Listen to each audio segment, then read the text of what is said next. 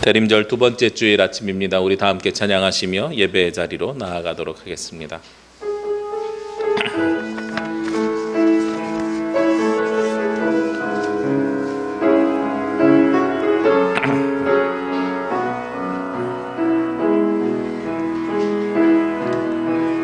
주의 보좌로 나갈 때에 어떻게 나가야 할까? 나를 구원한 주의 십자가 그것을 믿으며 가네. 주의 보좌로 나아갈 때 주의 보좌로 나갈 때에 나 여전히 부족하나.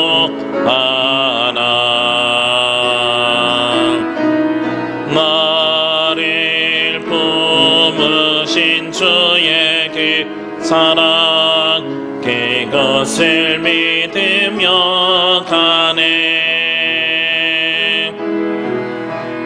자격 없는 내 힘이 아닌 오직 예수님의 보혈로. 자격 없는 내 힘이 아닌 오직 예수님의 보혈로.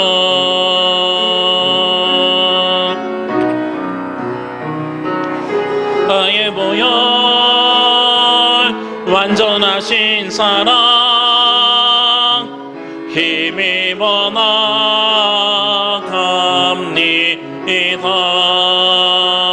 십자가의 보혈 완전하신 사랑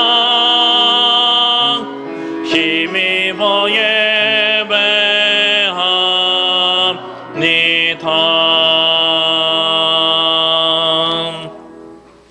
기도드리겠습니다. 오직 나는 주의 풍성한 사랑을 힘입어 주의 집에 들어가 주를 경외함으로 성전을 향하여 예배하리이다. 주께 피하는 모든 사람은 다 기뻐하며 주의 보호로 말미암아 영원히 기뻐 외치고 주의 이름을 사랑하는 자들은 주를 즐거워하리이다. 죄인들을 구원하시려고 독생자를 이 땅에 보내주신 하나님, 베풀어 주신 그 크신 사랑과 은혜를 생각하며 주님의 전에 나와 또한 우리가 있는 세상 곳곳에서 주님께 예배하며 찬양하며 경배합니다. 마음이 상한 자를 가까이 하여 주시고 중심에 통회한 자를 구원하여 주신다고 약속하신 하나님의 말씀을 기억하며 주님 앞에 나왔사오니 하나님, 이 시간 예배하는 영혼들의 심령을 받아 주옵시고 이 예배를 통하여 주님의 뜻에 합당할 수 있도록 인도하여 주옵소서. 하나님, 특별히 이 시간 주님 앞에 나온 주의 성도들이 지난 한 주간 세상에서 살아가며 몸과 마음이 지치고 상하여 있습니다. 이러한 저희들의 모습을 주님 있는 그대로 받아 주옵시고 이 예배를 통하여 우리들의 몸과 마음이 새 힘을 얻고 강건한 모습으로 회복될 수 있도록 도와주시옵소서. 이 모든 말씀 예수님의 이름으로 기도합니다. 아멘.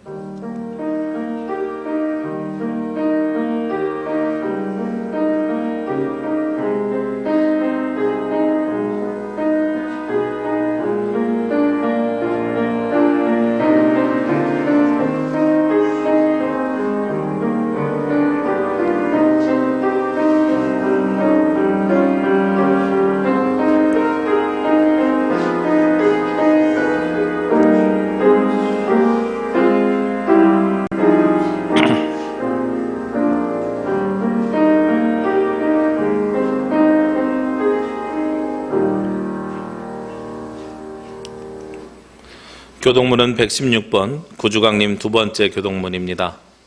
이새의 줄기에서 한 싹이 나며 그 뿌리에서 한 가지가 나서 결실할 것이요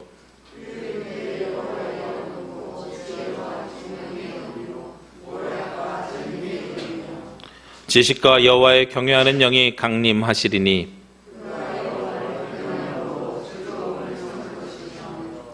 그의 눈에 보이는 대로 심판하지 아니하며 그의 귀에 들리는 대로 판단하지 아니하며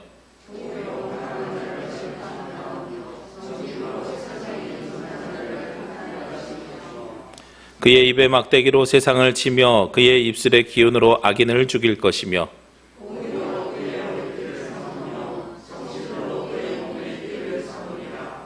그때에 이리가 어린 양과 함께 살며 표범이 어린 염소와 함께 누우며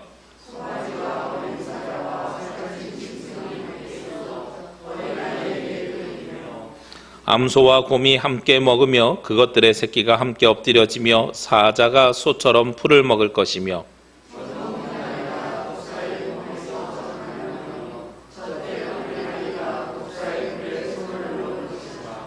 내 거룩한 산 모든 곳에서 해됨도 없고 상함도 없을 것이니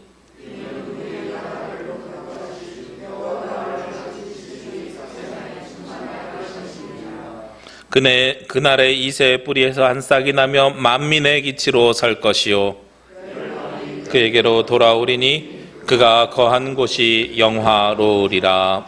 아멘. 우리 이 시간에는 지난 한 주간 알고 지은 모르고 지은 모든 죄를 주님 앞에 자복하며 고백하는 자매의 기도를 드리도록 하겠습니다.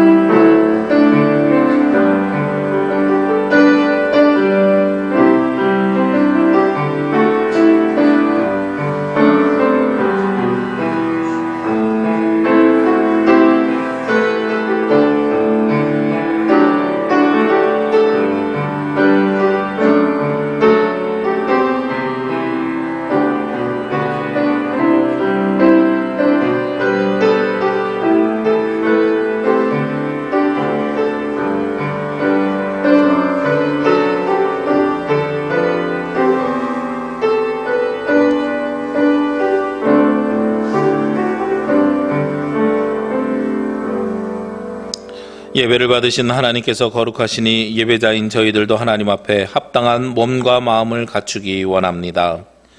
저희들은 하나님의 영광을 드러내기 위해 지음받은 존재이지만 그 뜻대로 살지 못하여 주님의 이름을 욕되게 하였습니다. 우리의 입에서 나오는 말은 거칠었고 우리의 생각은 약하였고 이기적이었으며 우리의 손과 발은 주님의 일을 하기에 너무도 게을렀음을 고백합니다.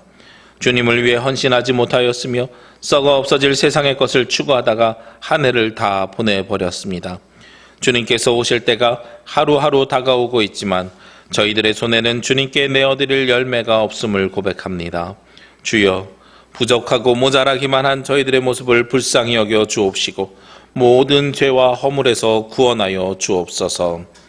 주께서는 용서하시는 하나님이시라 은혜로우시며 긍휼히 여기시며 더디 노하시며 인자가 풍부하심으로 그들을 버리지 아니하셨나이다. 나는 이 말씀에 의지하여 이 시간 우리가 고한 모든 죄가 예수 그리스도의 십자가의 보혈로 씻음받았음을 선언합니다. 아멘. 이의 기도를 들으소서. 기리에 엘레이손.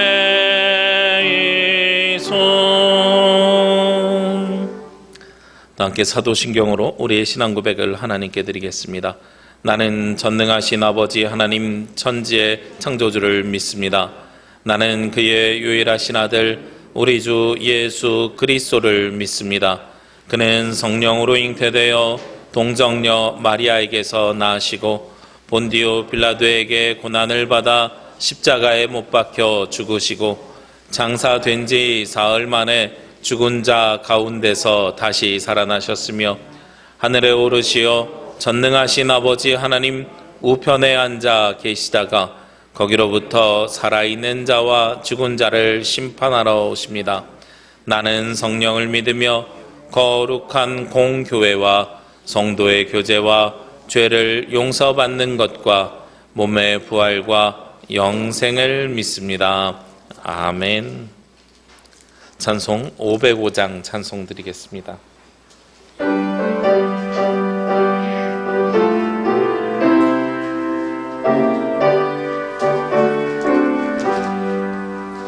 온 세상 위하여 나 복음 전하리.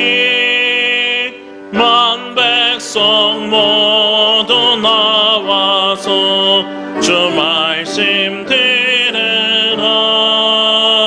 죄 중에 빠져서 헤매는 자들아, 주님의 음성 듣고서 너 구원받으라. 전하고 기도해 매일 증인 되리라. 세상 모든 사람 다 듣고 그 사랑 알도록 온 세상 위하여 이 복음 전하리. 저 죄인 회개하고서 주 예수 믿으라. 이 세상 구하려 주 돌아가신 것 나 증거하지 않으면 그 사랑 모르리. 전하고 기도해 매일 증인 되리라.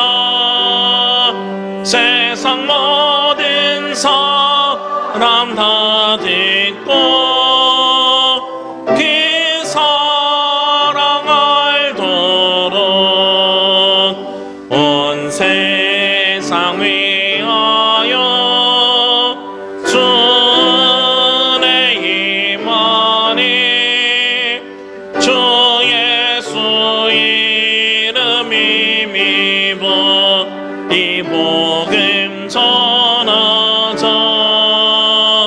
먼 곳에 나가서 전하지 못해도 나 어느 곳에 있든지 늘 기도 힘쓰리.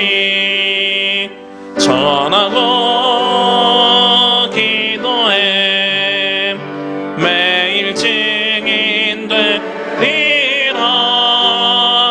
세상 모든 사람 다 듣고 그 사랑 알도록. 이 시간 예배를 위해서 강홍규 장로님 기도 인도해 주시겠습니다. 다 함께 기도드리겠습니다. 사랑하는 아버지 하나님, 이 시간 대림절 두 번째 주일을 맞이하여 예배당에서 또한 각자의 처소에서 온라인으로 예배를 드립니다.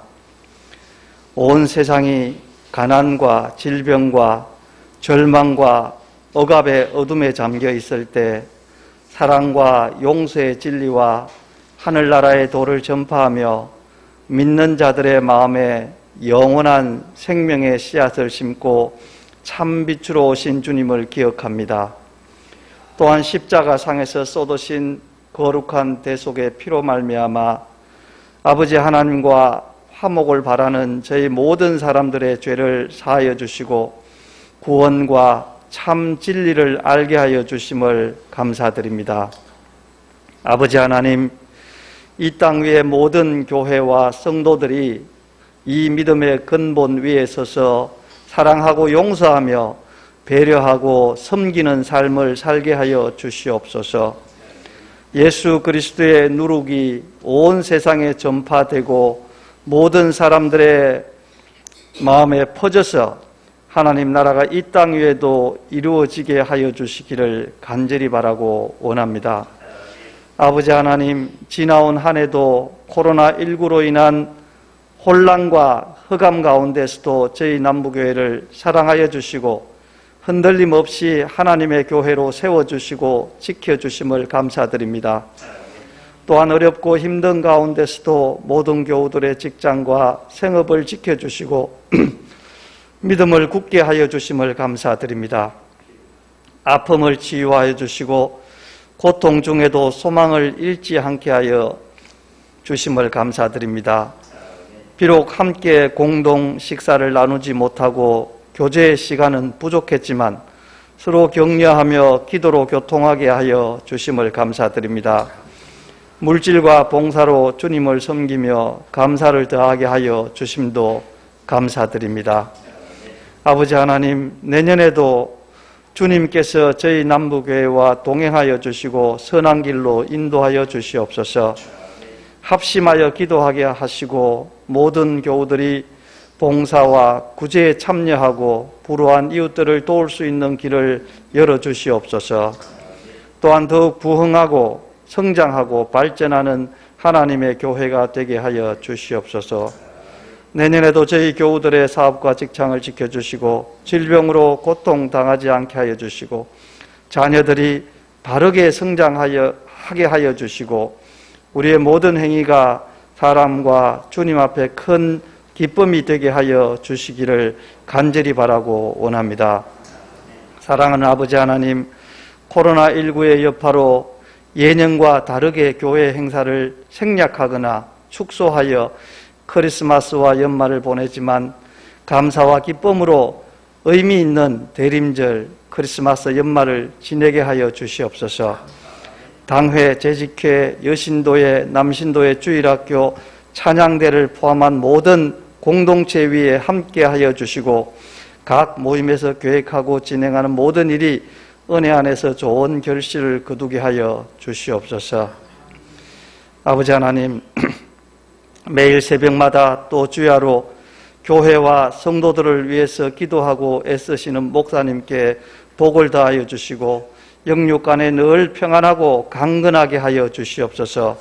찬양대와 함께 하여 주시고 예배 때마다 은혜와 진리가 충만한 찬양을 드리게 하여 주시옵소서. 이 시간 마음의 문을 열고 주님의 음성을 듣기 원합니다. 선포되는 말씀을 통해 마음과 육체의 고통이 치유되고 우리의 생활이 변화되기를 원하며 우리를 구원하여 주신 예수 그리스도 이름으로 간절히 기도드립니다.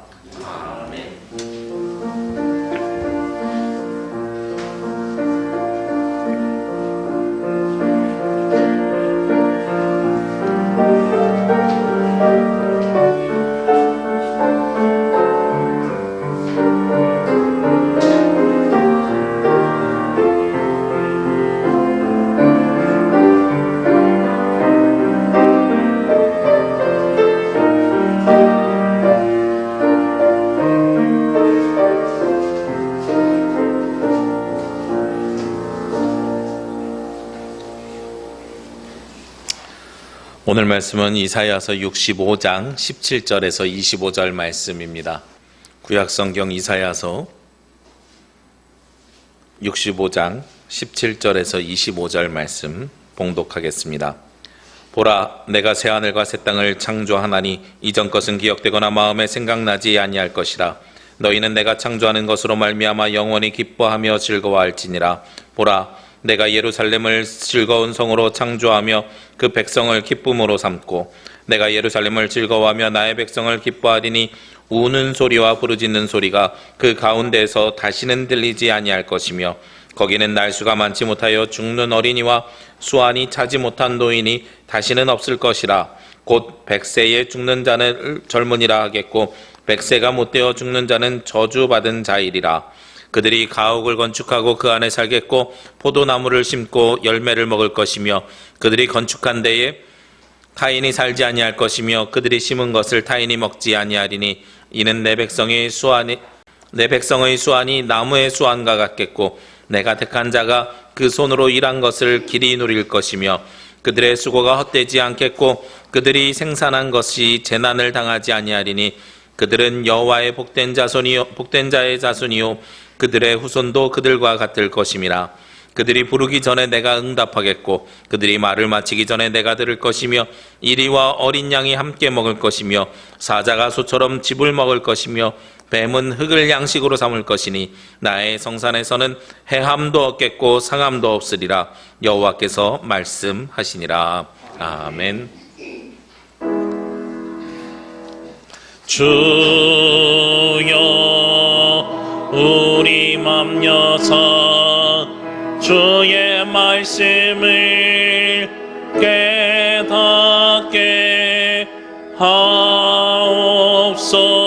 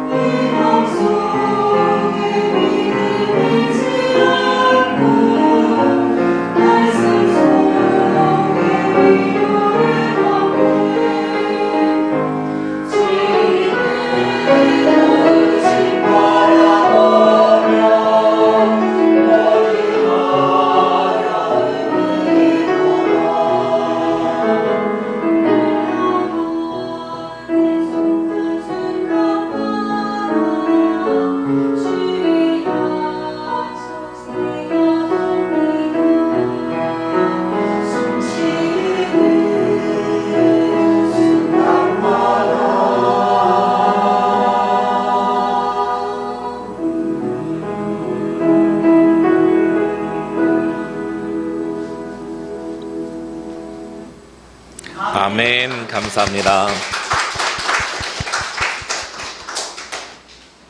오늘 꽤 색다르게 처음 시도해보는 찬양의 모습입니다.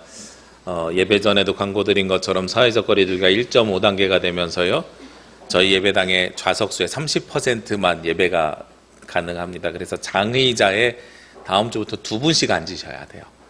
3분 앉으시면 30%가 안 되기 때문에 세 자리에 1명 정도씩만 앉으셔야 가능합니다. 그래서 성가대석에서는 부득이하게 저기에 앉게 되면 50%는 가능하거든요.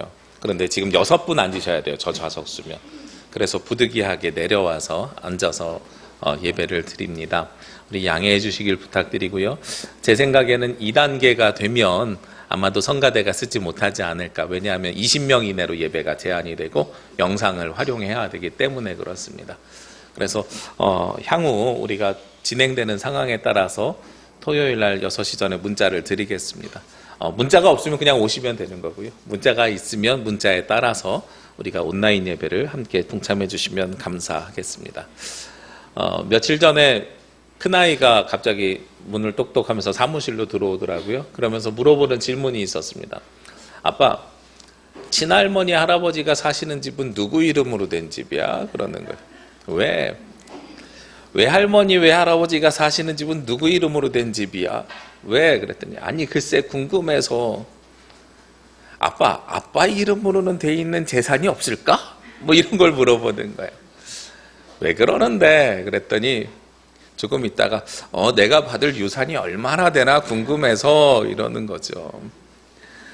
예전에 저희 어머니께서 춘천에 산에 있는 땅 조금을 제 이름으로 하나 해놓으신 게 있는데 그 얘기를 해줬더니 그 다음 날부터 동생이랑 둘이서 종이를 가져다가 집을 그리기 시작합니다. 아빠 땅에, 집을 못 짓는 땅인데요. 아빠 땅에다가 자기가 유산으로 받으면 집을 어떻게 지을까 그림을 그리기 시작합니다. 꿈을 꾸기 시작하는 거죠. 우리가 유산이라는 것을 생각할 때에 보통 꿈을 꾸기 시작합니다. 근데 그 유산이 현실이 될 것이냐라는 질문에 있어서 저는 조금 회의적입니다. 왜냐하면 제가 어렸을 때 들었던 말 중에 하나가요. 저희 동네에 재개발 호재가 있었어요. 저희가 사는 집 말고 그 바로 옆 동네에 전철역이 들어오면서 재개발 호재가 있었는데 제가 중학교 때 일입니다.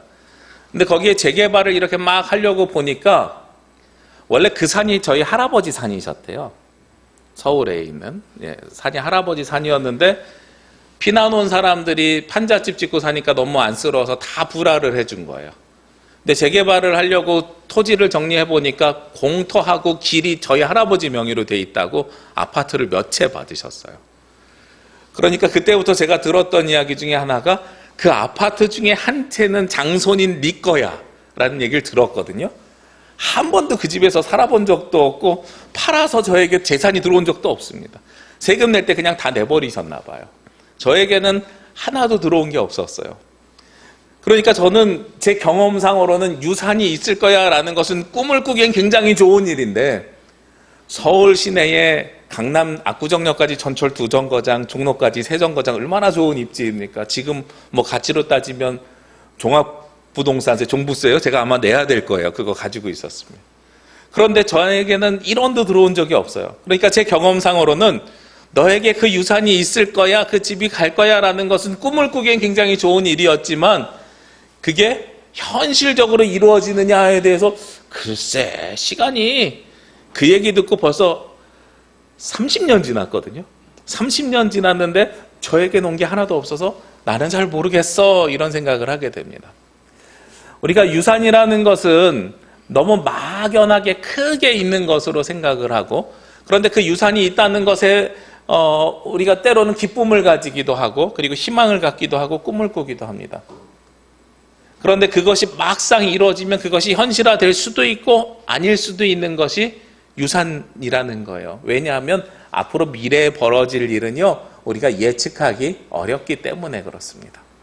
그런데 사람들은 무엇에 근거해서 그런 것들을 상상하고 생각하냐면 지금 현실에 우리가 가지고 있는 자료와 데이터를 근거해서 그것을 판단하고 생각하는 것이 지금 사람들의 모습입니다. 오늘 성경이 나와 있는 배경 이사야서 65장은요. 이사야서가 66장에 끝나거든요. 그러니까 성경이 끝나기 바로 직전에 나오는 이야기예요. 이사야서를 성경 전체의 축소판이라고 이야기합니다. 왜냐하면 성경이 모두 몇 권이냐면 구약 39권, 신약 27권, 합이 몇 권이에요? 66권이잖아요. 그래서 사람들이 성경이 이사야서가 66장까지 있어 성경 전체를 요약해 놓은 것 같네.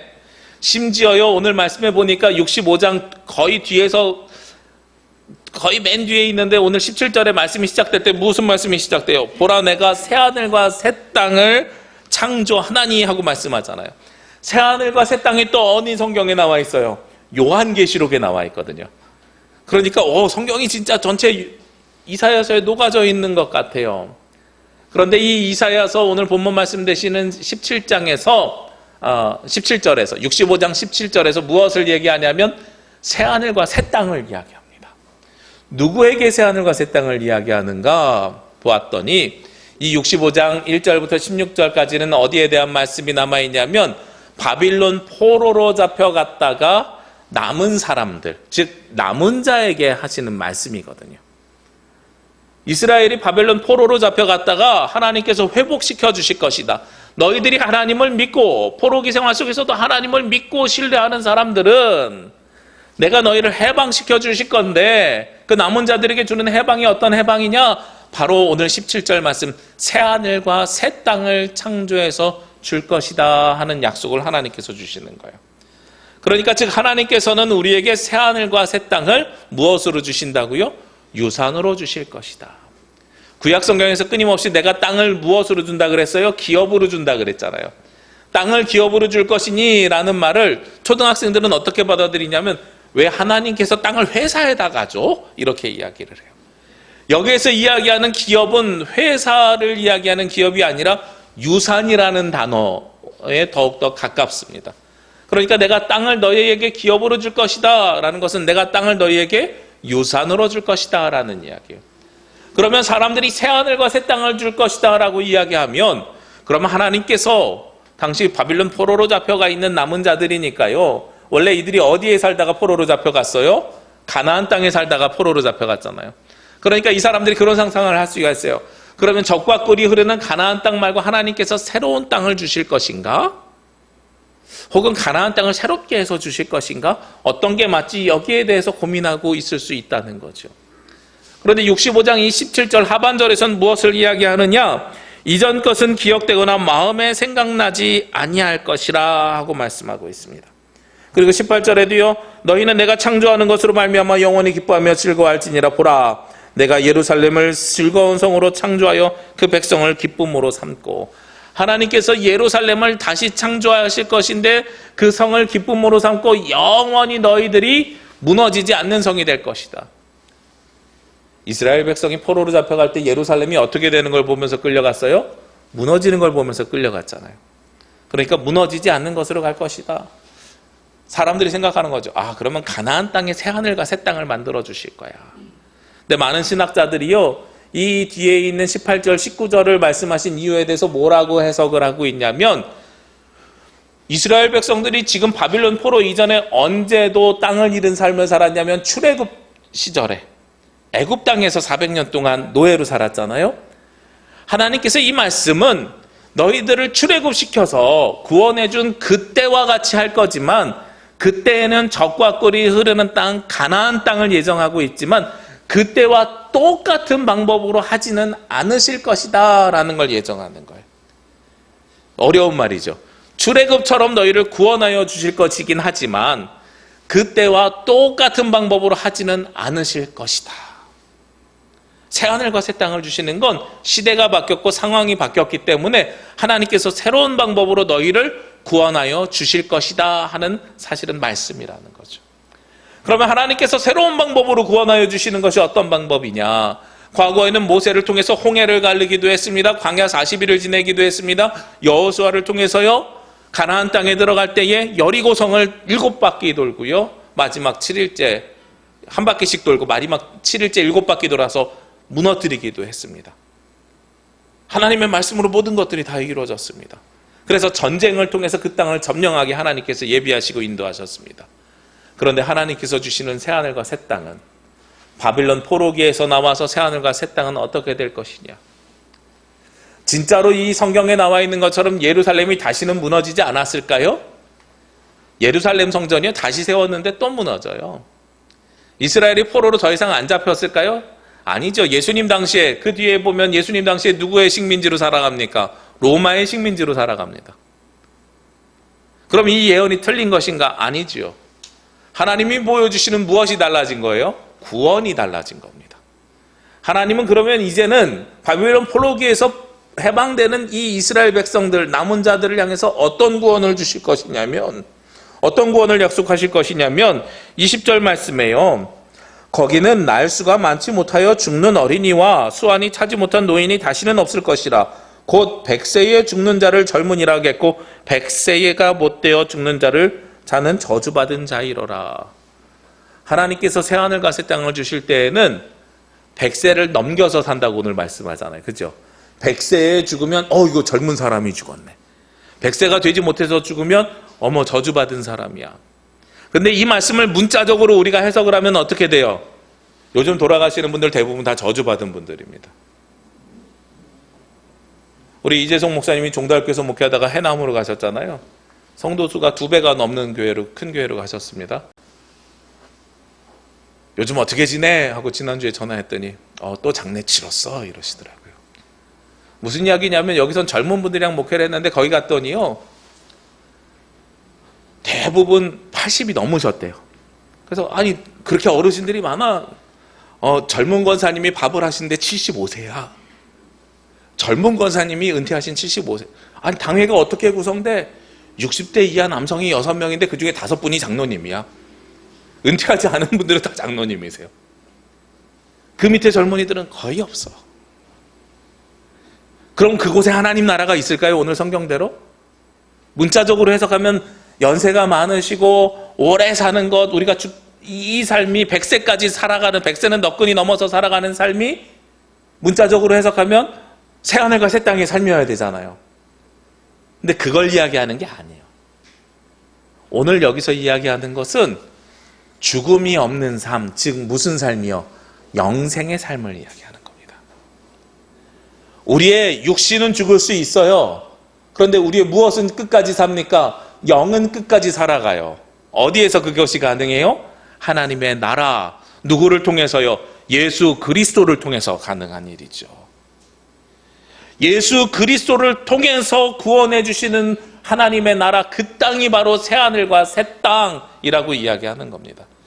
그러니까 하나님의 구원의 방법이 모세를 통해서, 구약에서는요 모세를 통해서 출애굽을 시켜주심을 통해서 가나안 땅, 적과 꿀이 흐르는 땅, 우리 눈에 보이는 땅에 들어가게 하는 것이 첫 번째 구원의 방법이고 역사였으면, 바빌론 포로기 이후에는 하나님께서 그 방법으로 구원했더니 너희들이 영원히 살 수 없더라. 이젠 내가 새로운 방법으로 구원해 줄게. 그래서 새하늘과 새 땅을 줄게. 그 예루살렘은 이 땅에 있는 예루살렘이 아니라 하나님 나라에 있는 예루살렘, 영원히 즐거운 예루살렘. 100살이 중요한 게 아니라 영원히 살 수 있는 그곳을 내가 너희에게 줄게 하고 말씀하시는 거예요. 우리 성탄절 순서 나왔잖아요. 주보 광고 왼쪽에 보면, 거기에 보면 성경 읽는 말씀이 7군데에 있습니다. 원래 제가 11 외국교회에 있는 전래 예전서를 찾으면서 11 있는 것 중에서 너무 기니까 줄여가지고 7군데를 찾았는데요. 그 중에 특별한 것이 이사야서 말씀이 2개가 들어가 있어요. 그렇죠? 이사야서 말씀은 철저하게 누구를 예언하는 말씀이냐면 장차 올 메시아 예수 그리스도를 예언하는 말씀이기 때문에 그렇습니다. 오늘 성경도 사실 그 관점에서 읽어야 되는 거예요. 장차 우리에게 유산을 주실 분은 누구냐라고 물어본다면 모세와 같은 지도자가 아니라요, 느헤미야와 같은 사람이 아니라요, 바로 예수 그리스도가 우리에게 영원한 생명, 새하늘과 새 땅을 주실 것이다. 우리에게 앞으로 보여지는 새하늘과 새 땅은 우리 눈앞에 있는 땅, 우리가 부모님에게 유산으로 물려받아서 너 몇 평 갖고 있니? 넌 몇 평 갖고 있니? 이렇게 이야기하는 땅이 아니라 하나님께서 우리에게 허락하여 주시는 복된 땅, 하늘에 있는 땅, 그 땅을 우리에게 주실 것이다 하는 예언의 말씀이라는 거예요. 그러면 그 땅을 얻기 위해서 우리는 어떻게 살아야 되는가? 그 땅에서는 우리에게 어떤 은혜가 주어지는가? 첫 번째가 뭐라 그랬어요? 영원한 생명이 있는 땅이라고 말씀드렸잖아요. 오늘 이사야서에 있는 말씀처럼, 20절에 있는 말씀처럼 100세가 젊은이가 되는 땅, 그 땅을 우리에게 주시는 것이 첫 번째 모습이라면, 그 다음에는요 21절, 22절, 23절 말씀에 나와 있는 말씀입니다. 그들이 가옥을 건축하고 그 안에 살겠고 포도나무를 심고 열매를 먹을 것이며 그들이 건축한 데에 타인이 살지 않을 것이며 그들이 심은 것이 타인이 먹지 아니하리니 이는 내 백성의 수완이 나무의 수완과 같겠고 내가 택한 자가 그 손으로 일할 것을 같이 누릴 것이며 23절 요 전반이 중요한데요. 그들의 수고가 헛되지 않겠고 그들이 생산한 것이 재난을 당하지 아니하리니. 무슨 말씀이에요? 우리가 수고하고 노력한 것을 그대로 열매로 받을 것이다. 이 땅에서 열심히 살면 그것이 무엇이 될 것이다? 복이 될 것이다 하고 말씀하는 거예요. 그래서 처음에는 우리의 생명줄이 영생을 이야기한다면 두 번째는 이 땅에서의 삶에도 하나님께서 복을 주실 것이다 하고 말씀하시는 거예요. 우리는요, 하나님의 나라 새 하늘과 새 땅이라고 이야기하면 죽어서만 가는 나라로 착각하기 쉽습니다. 우리 인생에 연수를 계산하면 죽음이 분명히 존재합니다. 육신의 삶은 죽으니까요.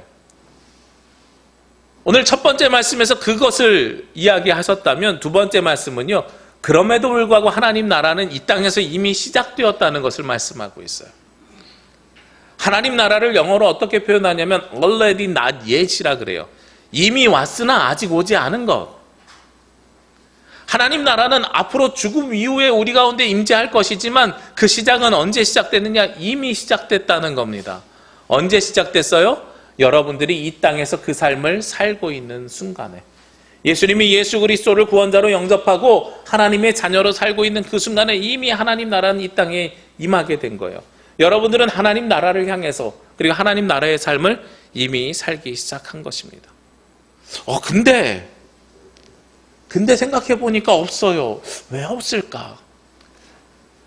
제가 묵상해 보면서 찾았습니다. 어떻게 찾았냐면요. 지난 주간에 그 목사님들이랑 임원회를 했거든요. 제주노에 임원회를 했습니다. 임원회를 하면서 어떤 결정을 했냐면 1월 달이 되면 신년 할애회가 있는데 지금 코로나 상황에서 모이는 것이 맞느냐 틀리느냐를 이야기하다가 상황이 변하면 모일 수도 있지 않느냐 이러다가 아니야. 일단은 안 모이는 걸로 정합시다 라고 결정을 했어요. 그리고 한 목사님이 의견을 내셨습니다. 안 모이면 재정이 모이면 식사하고 행사 준비하고 뭐하고 저희가 보통 300만 원 정도를 사용을 했는데 재정을 지출하지 않는데 이걸 다른 용도로 사용하면 어떨까 이러시더라고요. 좋은 생각입니다. 그래서 토론을 하다가 의견을 모았어요. 그래서 결론을 도출했는데 어떻게 도출했냐면 도청을 통해서 300만 원 정도 되는 신년 할애회 예산을 도청을 통해서 어려운 이웃을 도웁시다. 그랬더니 한 목사님이 이왕 어려운 이웃 돕고 소상공인들도 돕기 위해서 탐나는 전이요. 요즘 제주에서 또 지역화폐 만들었더라고요.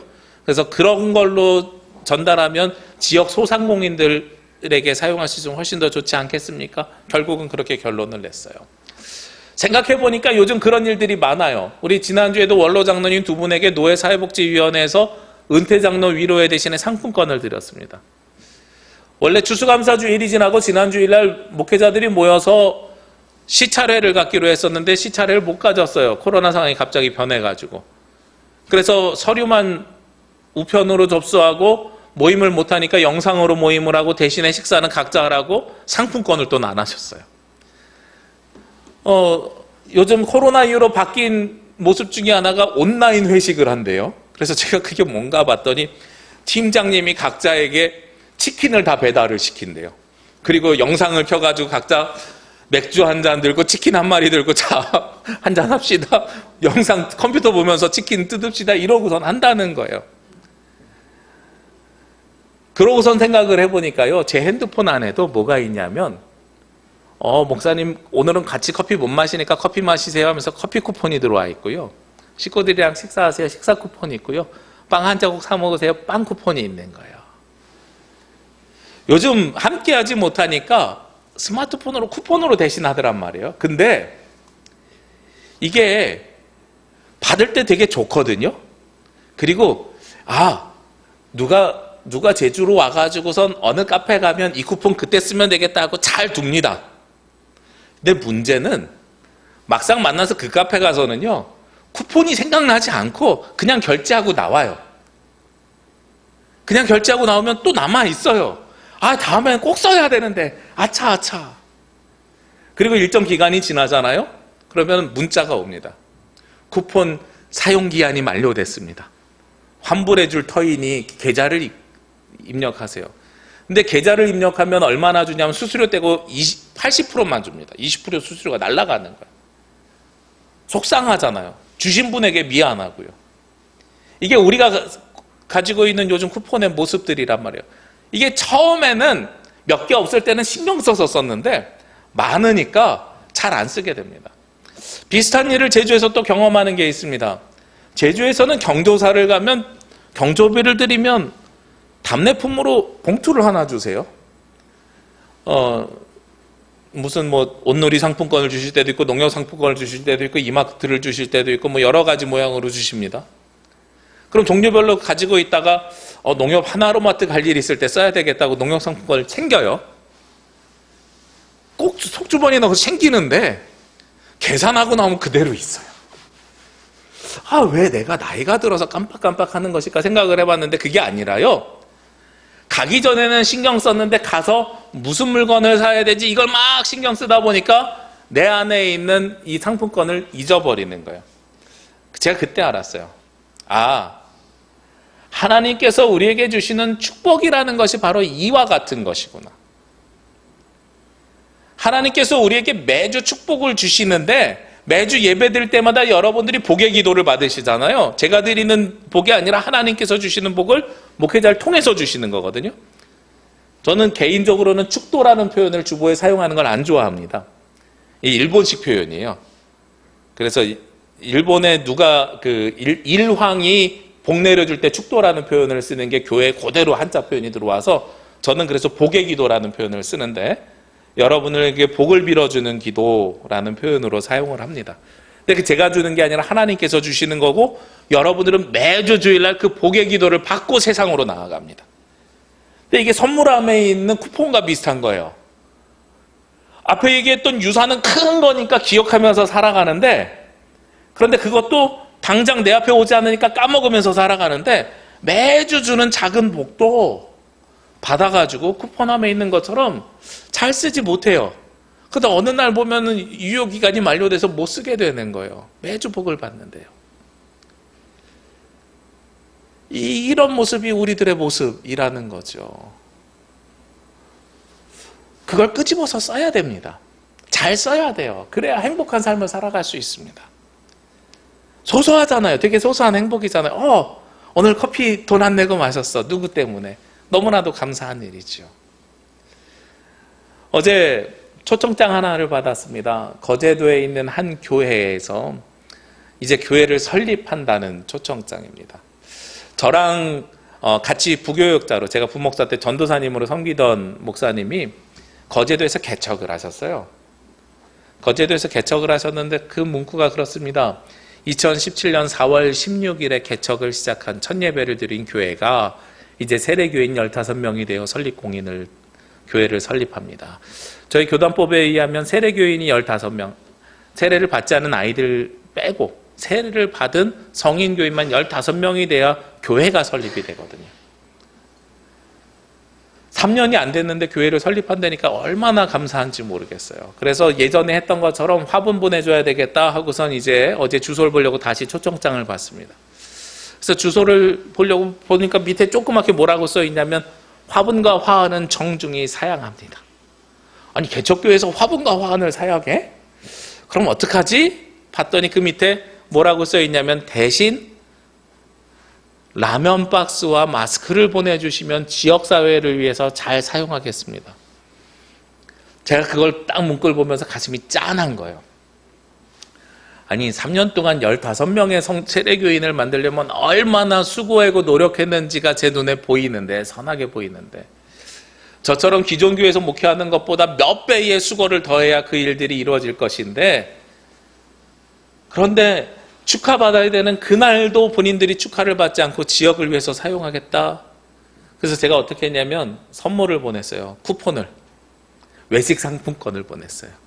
성도님들이랑 외식하라고 보낸 게 아니라 문구를 그렇게 써서 보냈습니다. 목사님이 개척하는 동안에 목사님도 힘드셨겠지만 사모님과 아이들도 너무 힘들었을 거예요. 이제 다른 사람들한테 나눠주는 것은 다른 교회에서 받은 걸로 하시고 제가 드리는 것으로는 오롯이 식구들이 쓰셨으면 좋겠어요. 이래서 외식상품 보내드렸거든요. 바로 전화가 왔어요. 목사님 감사합니다. 이러면서 전화가 왔어요. 그러면서 제가 감사 인사를 받고 그 다음에 그런 이야기를 했습니다. 절대로 목사님 위해서 쓰셔야 됩니다. 아니 이거 제가 먹어도 되는지 모르겠습니다. 목사님 드시라고 드리는 겁니다. 그리고 전화를 끊었어요. 근데 말씀을 준비하면서 제가 이 선물함, 상품권 이런 걸 예화로 쓰고 있었잖아요. 그리고 나서 하나님께서 우리에게 복 주시는 마음이 뭔지를 알게 된 거예요. 아, 나눠주는 것도 중요하고 이웃과 나누는 것도 소중한데 당신도 쓰셔야 제가 기쁩니다. 당신이 이 땅에서 수고하고 노력한 그거 다 알겠으니 당신도 그 복을 누리면서 사십시오 라고 하나님께서 우리에게 복을 주시는 거라는 거예요.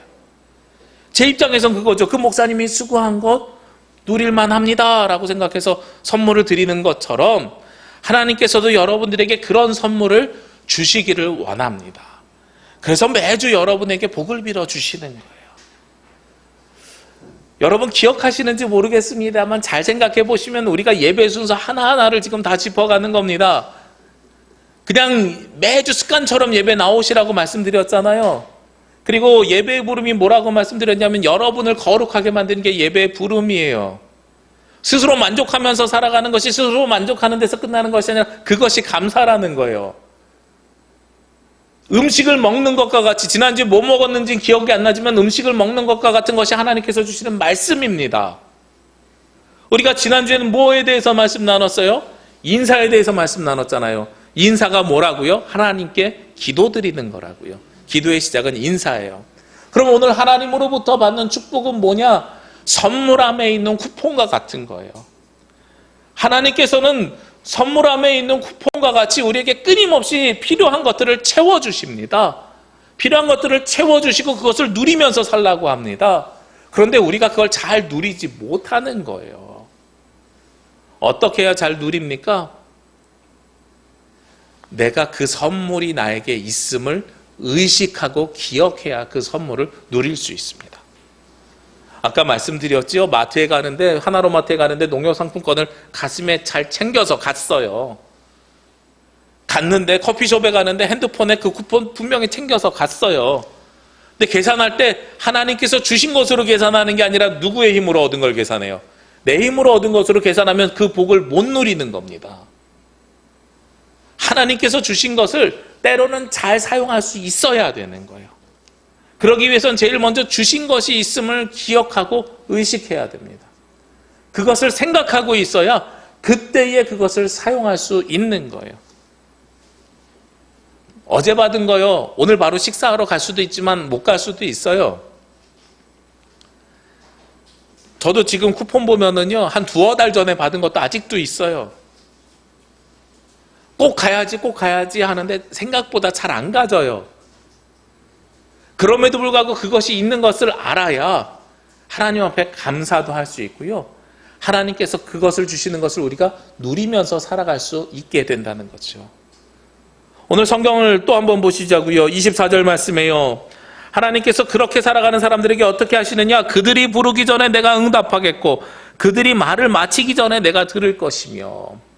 하나님께서 어떻게 하신다고요? 새하늘과 새 땅이 만들어지면은요, 이 땅에서 열심히 수고하고 노력한 대로 열매를 거두면서 살아가는 사람들은요, 어떻게 해주신다고요?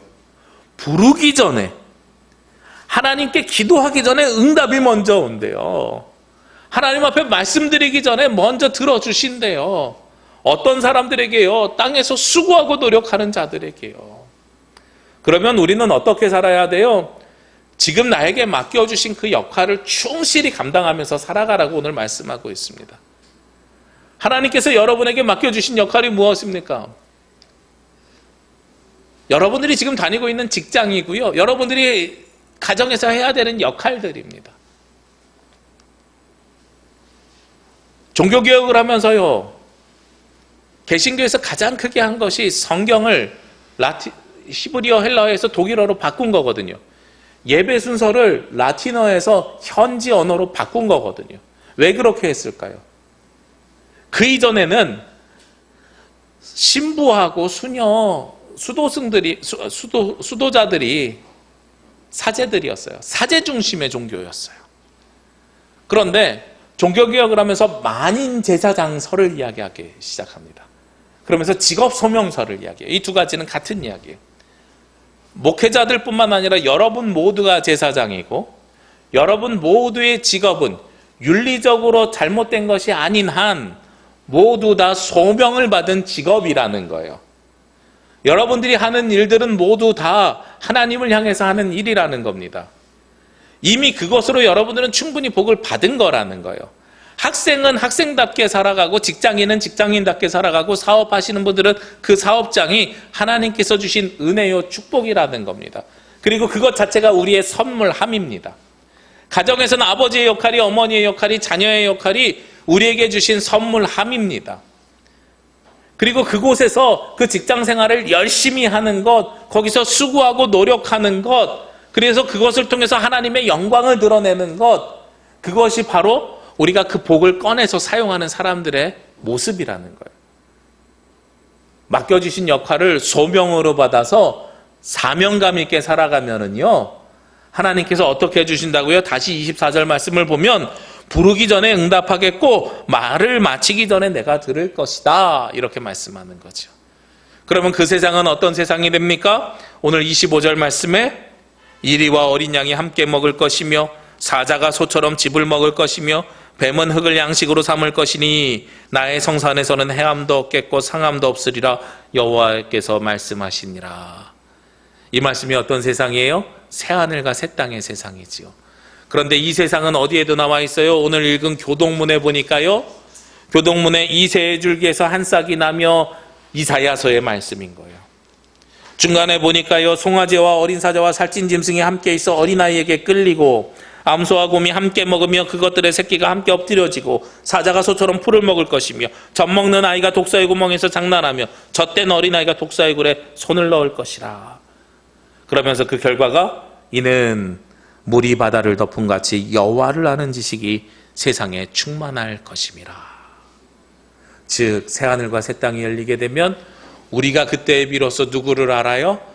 하나님이 어떤 분인지를 아는, 여호와를 아는 지식이 무엇과 같이 물이 바다를 덮음과 같이 세상에 넘쳐나게 될 것입니다 하고 말씀하는 거예요.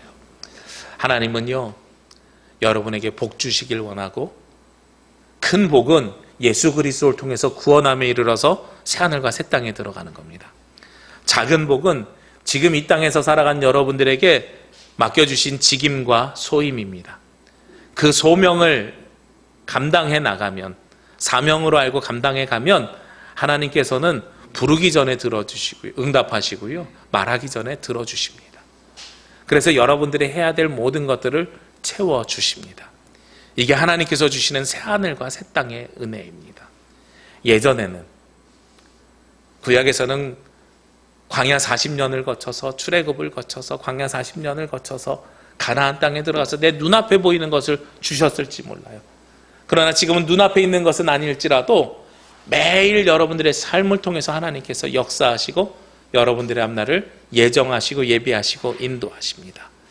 여러분들은 축복받은 자임을 기억하시고 받은 복을 선물함에 꼭꼭 감춰두는 것이 아니라 거기에서 꺼내서 누리며 살아가는 저와 여러분이 되시기를 주의 이름으로 기도합니다.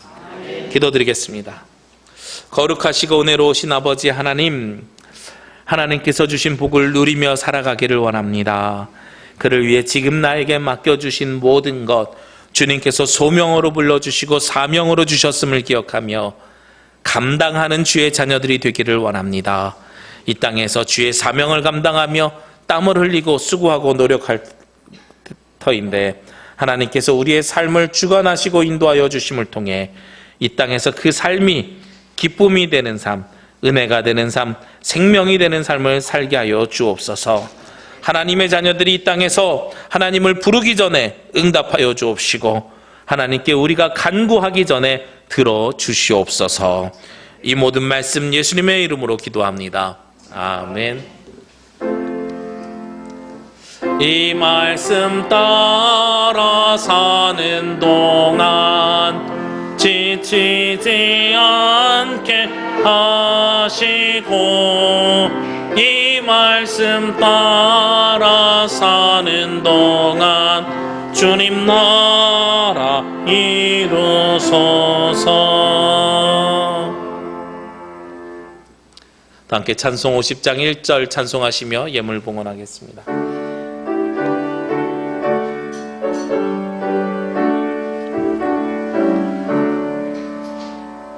내게 있는 모든 것을 아낌없이 드리네. 사랑하고 의지하며 주만 따라 살리라. 주께 드리네.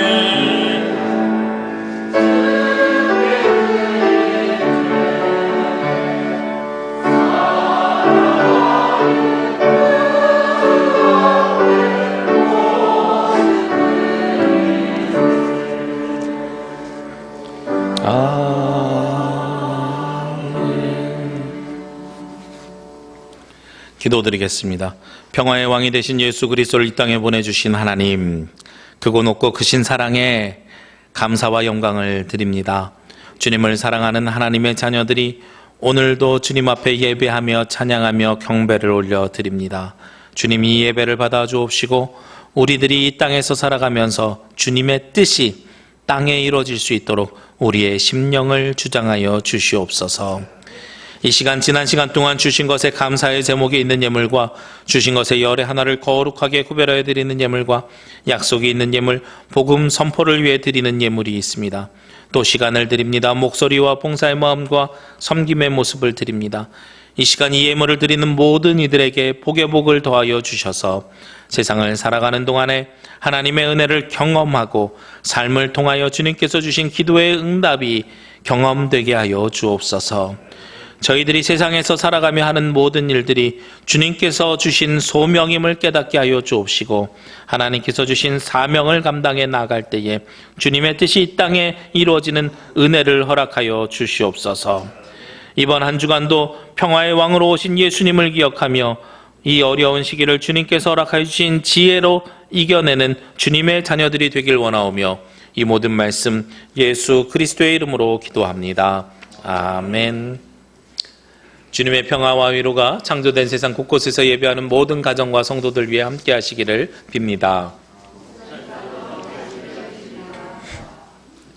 네, 교회 소식 전해드리겠습니다. 대림절 두 번째 주일입니다. 우리 주보 왼쪽에 보면 예배 순서가 미리 나와 있습니다. 벌써 신청하신 분들은 성함을 기재했고요. 아직 9팀의 신청을 기다립니다. 성경 읽기도 괜찮고 찬양도 괜찮습니다. 우리 아마도 성가대원들도 중복으로 신청하셔도 괜찮습니다. 그리고 영상으로 예배드리는 분들 당일날 못 나오셔도 신청하셔서 영상으로 주셔도 괜찮습니다. 우리 함께 모여서 함께 만들어가는 예배가 되기를 원하고요.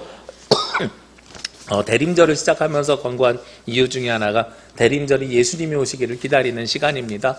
우리 자녀들에게 성경 읽기를 시키면서 준비하면서 예수님이 오는 걸 기다리시면 좋겠고 찬양을 준비하면서 예수님이 오심을 기다리면 은혜의 시간이 될 것 같습니다. 우리 여신도 회원들, 남신도 회원들 구별 없이 참석해 주시기를, 참여해 주시기를 부탁드립니다. 지난주에 말씀드린 것처럼 단계가 올라가게 되면 모두 영상으로 촬영하겠고요. 아니면 영상으로 참여하실 분, 현장에서 참여하실 분 어떤 방법으로든 참여해 주시면 감사하겠습니다. 2021년 예산과 2020년 결산을 위한 예결위원회가 18일 금요일 11시 30분에 당회실에서 있습니다.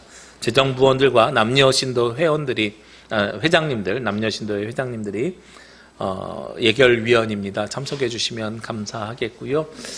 아직 정확한 결산 1년이 끝나지 않았습니다만 지금까지의 상황으로 보면 예년에 비해서 수입이 많이 줄었습니다. 아마 우리 성도님들이 코로나로 인해서 많이 어려워지셨기 때문이라고 예상이 됩니다.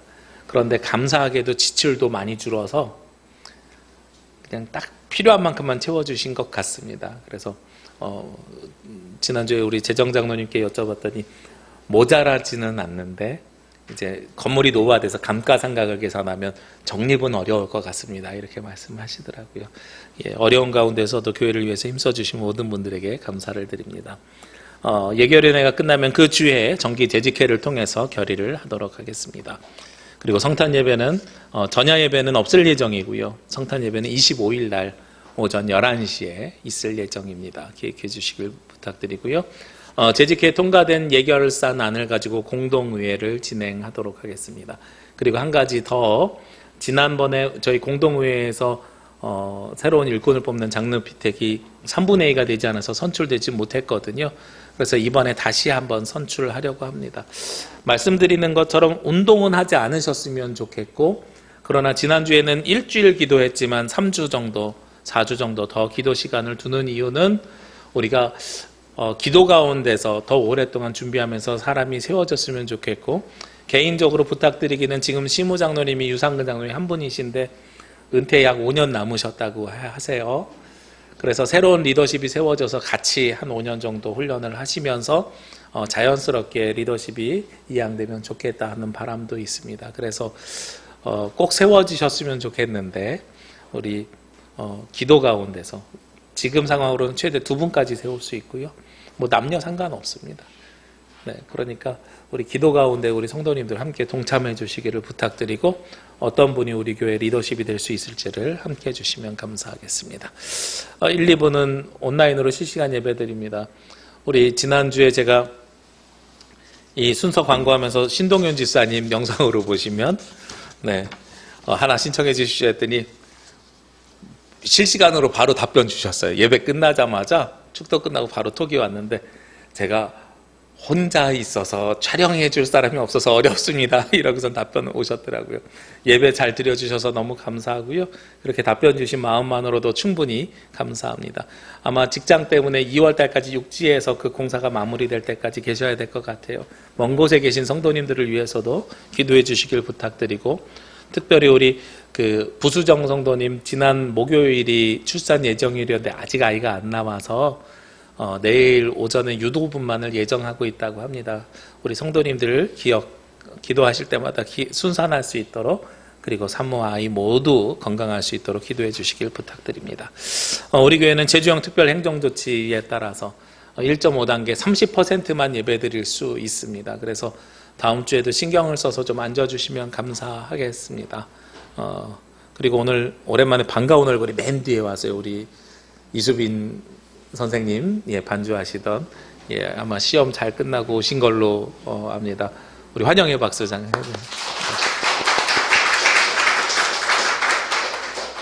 네, 우리 이 시간 함께 찬양 드립니다. 살아있는 모든 생명들과.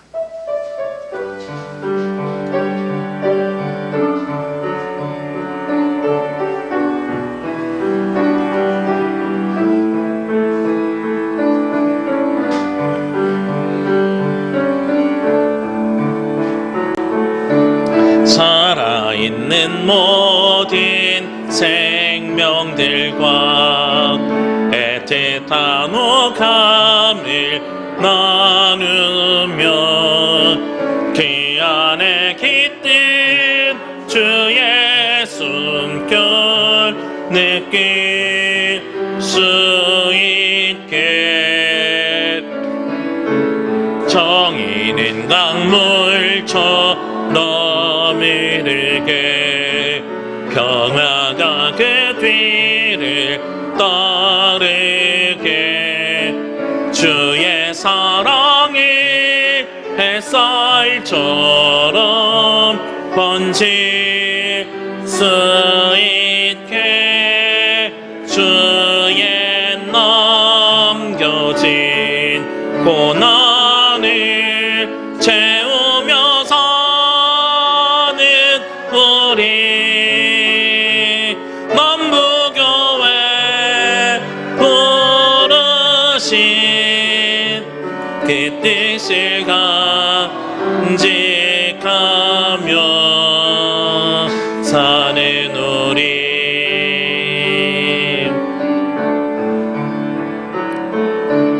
눈물이 마르지 않습니다. 병들이 땅을 붙여주소서. 그보다 먼저 우리들의 시선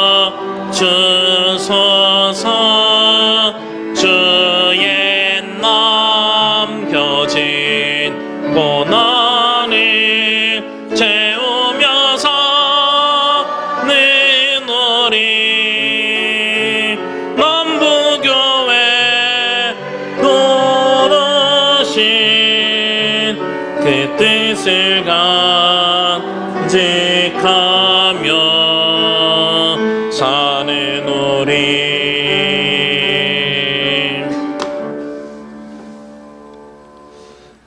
이제는 이 땅에서 살면서 이웃과 세상을 향하여 사랑을 전할 수 있도록 그 사랑을 나눠주신 예수 그리스도의 은혜와 우리가 서 있는 이곳에서 하나님 나라의 사명을 감당할 수 있도록 우리를 이 땅에 보내주신 창조주 하나님의 사랑하심과 늘 우리와 동행하셔서 우리가 좌로나 우로나 치우치지 아니하고 주님만을 바라보며 주님의 길을 걸을 수 있도록 도우시는 성령님의 역사하심이 이 세상에서 하나님의 소명을 받아 그 사명을 감당하기를 원하는 제주남부교회 모든 성도들 머리 위에와 각자의 자리에서 하나님의 자녀로서 그 역할을 감당하기 원하는 모든 권속들 위에 지금부터 영원까지 함께 하시기를 간절히 축원하옵나이다. 아멘.